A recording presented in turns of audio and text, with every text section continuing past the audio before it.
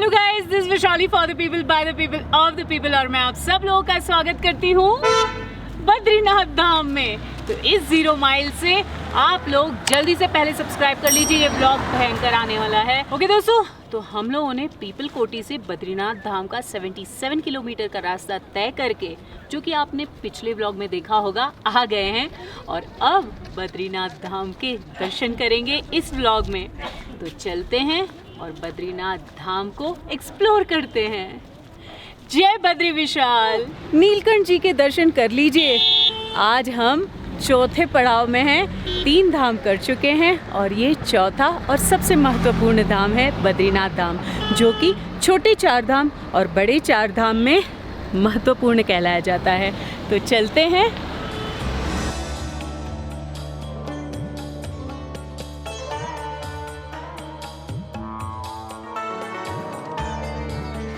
जहाँ तक हो सके सोशल डिस्टेंसिंग का ध्यान रखना है। भीड़ है और कैमरा के लिए अगर थोड़ा आवाज़ स्लो आए तो माफ़ कीजिएगा, लेकिन कोशिश करूँगी कि मास्क निकाल करके कुछ जगह पर सेफली बात कर लूँ।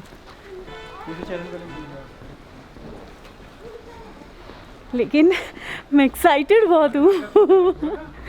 This Vaishali for the people by the people of the people. फिर एक बार बोलना चाहूँगी, बद्रीनाथ धाम से देखिए यहाँ से कितना खूबसूरत नज़ारा है।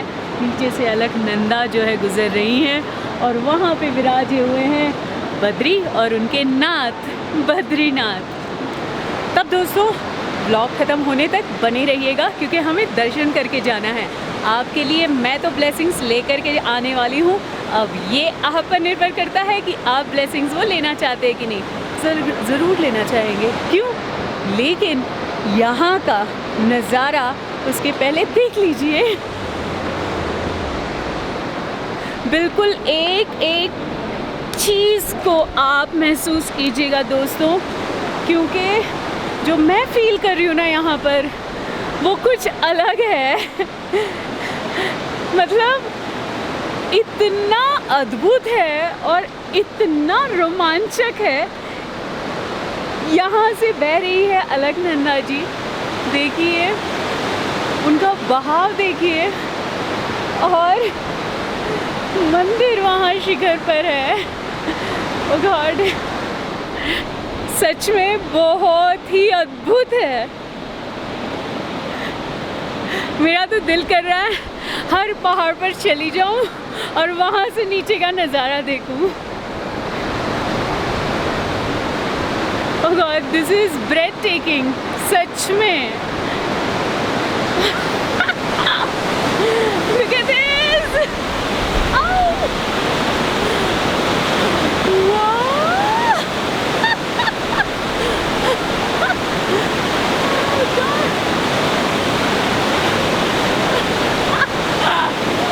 ये फरफराते हुए फ्लैग्स देख रहे हैं, ये प्रेयर फ्लैग्स हैं जो मोस्टली नहीं, जो बुद्धिस्ट लोग जो हैं हर जगह पर लगाते हैं।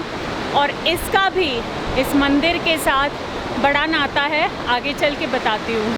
पौराणिक कथाओं के अनुसार बद्रीनाथ धाम तथा इसके आसपास का क्षेत्र शिव भूमि केदारखंड में आता था। कहा जाता है कि जब भगवान विष्णु अपने ध्यान के लिए उचित स्थान की खोज कर रहे थे, तब अलकनंदा के समीप का यह स्थान उन्हें पसंद आया। तब नीलकंठ पर्वत के समीप भगवान विष्णु ने बाल रूप में अवतार लिया और रुदन करने लगे। यह सुनकर माता पार्वती का हृदय द्रवित हो उठा और उन्होंने उस बालक को मनाने का प्रयास किया। इसी क्रम में उस बालक ने वह स्थान अपने ध्यान क्षेत्र के लिए माता से मांग लिया। यही पवित्र स्थान वर्तमान में बद्री विशाल के नाम से प्रख्यात है। महाभारत के मान्यता अनुसार इसी स्थान पर पांडवों ने अपने पितरों का पिंडदान किया था। तो दोस्तों, मास्क लगाते हुए सोशल डिस्टेंसिंग का ध्यान रखना है। मेरे आसपास कोई नहीं है, इसलिए मैंने अभी मास्क निकाला है। तो चलते हैं धाम में और जय विशाल, जय बद्री विशाल। अंदर जाती हूँ, दर्शन करके आती हूँ और उसके बाद आपसे बातें करती हूँ। जय बद्री विशाल। अंदर दर्शन करके आ गई हूँ दोस्तों। एक तरफ है कुबेर जी, एक तरफ है गरुड़, एक तरफ है नर नारायण और बीच में है बद्री विशाल। इतने अद्भुत दर्शन हुए हैं कि क्या बताऊं। हाय, सोशल डिस्टेंसिंग की वजह से मास्क पहनना ज़रूरी था, अनिवार्य है, क्योंकि बात करूंगी तो सुनाई नहीं देगा, इसलिए अभी निकाला है। बाकी क्या कहूँ मैं, बस मैं ब्लेसिंग्स लेकर के आ गई हूँ आप लोगों के लिए और खुद के लिए भी, अपने परिवार के लिए भी और आप सब लोगों के लिए, आप सब लोगों के परिवार के लिए भी। जय बद्री विशाल, हे शिव शंभू। मेरी तो 4 धाम यात्रा पूरी हो गई, क्या बताऊँ, घंटा भी बज गया।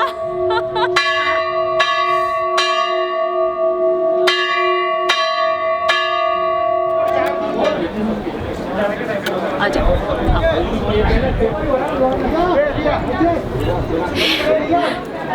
दोस्तों, तो जैसे कि मैंने बताया, एक तरफ है कुबेर जी, एक तरफ है गरुड़, एक तरफ है नर नारायण, एक तरफ है बद्रीनाथ जी।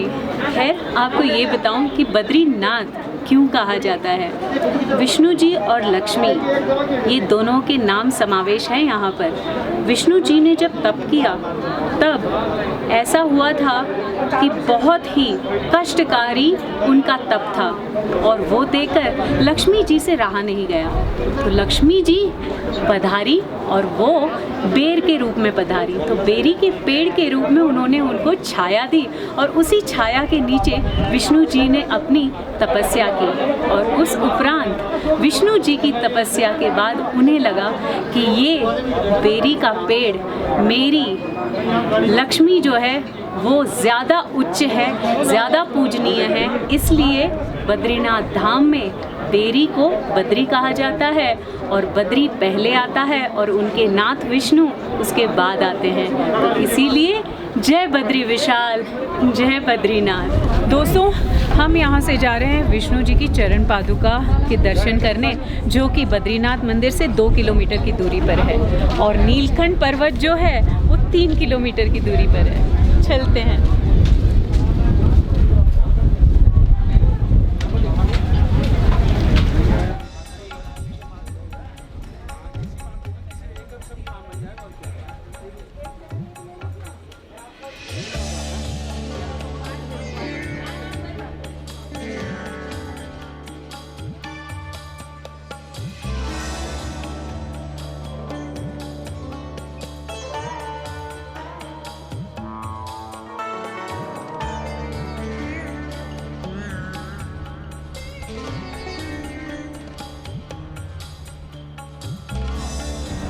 खूबसूरत गांव वाला फील है और सकड़े से रास्ते में से जा रहे हैं।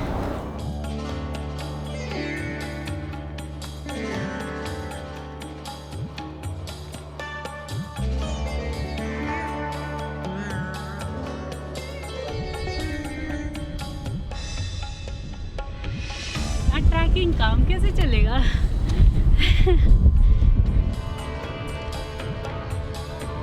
कष्ट के अब यात्रा कैसे संभव होगी? ये रास्ता बन रहा है, वहाँ से फिर वापस नीचे गए, फिर चल के आ रहे हैं। ये भी स्टीप है।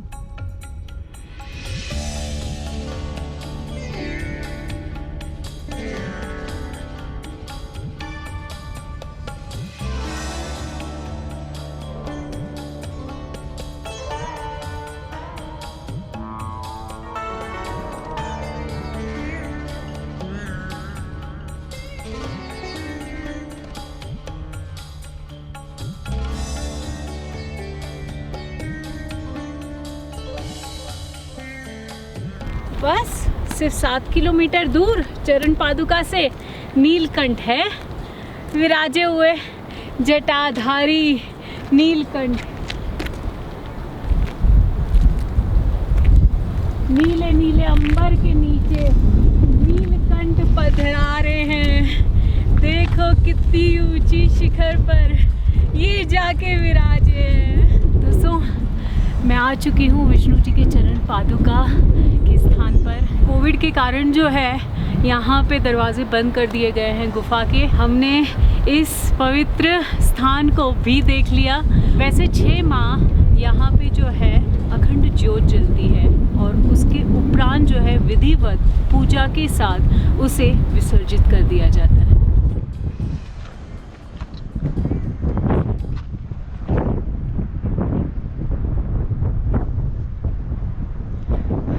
दोस्तों, यही है चरण पादुका। हमने चरण पादुका के तो दर्शन कर लिए। अखंड ज्योत अभी बंद है कोविड के कारण, वरना उसके भी दर्शन हो जाते। वैसे अखंड ज्योत गुफा में होती है।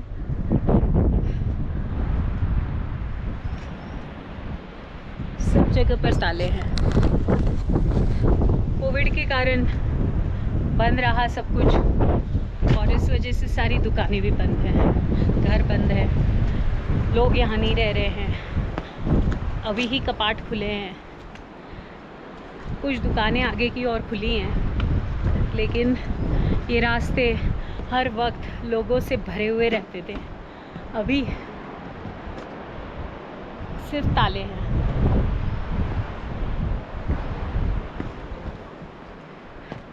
पर ये कहूँगी, नगरी बहुत लुभावनी है।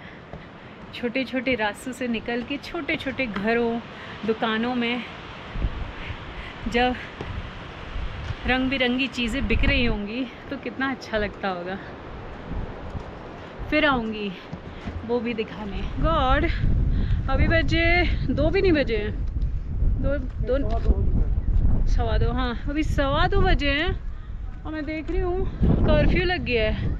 कोई नहीं है, सन्नाटा, कोई भी नहीं।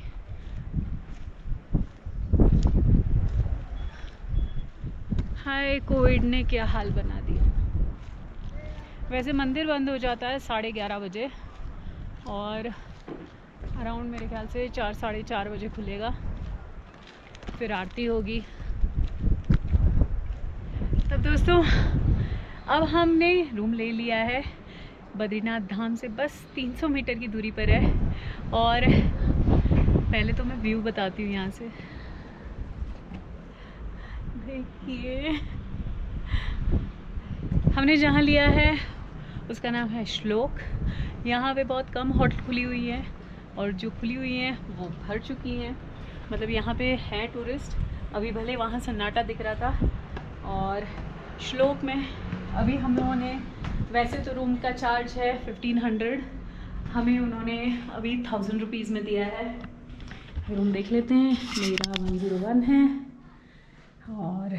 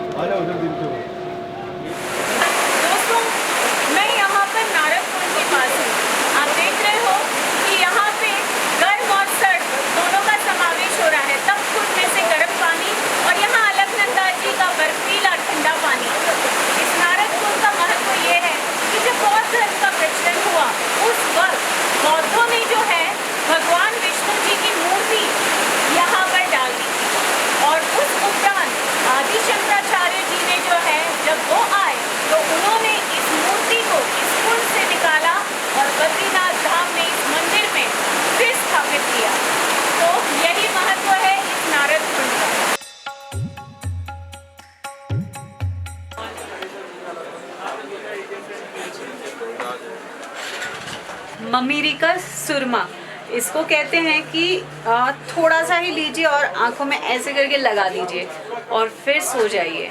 आपकी आंखें भी तेज़ होगी और आपकी आंखों में ठंडक भी मिलेगी। ब्राह्मी बूटी, कई अलग अलग तरीके की जड़ी बूटियाँ हैं।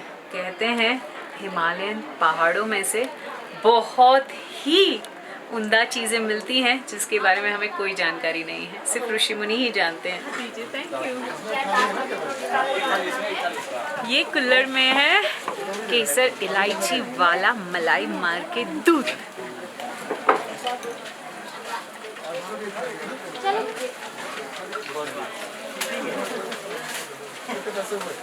हाँ, मज़ा आ गया।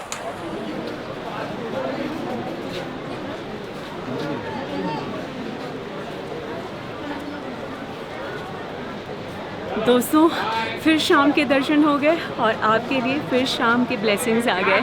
तो बस आप लोग खुश हो जाइए, आप लोगों के लिए ये 4 धाम की यात्रा बहुत बहुत बहुत सुखमय हुई होगी, मैं जानती हूँ। This is jolly for the people, by the people, of the people, and I love you all.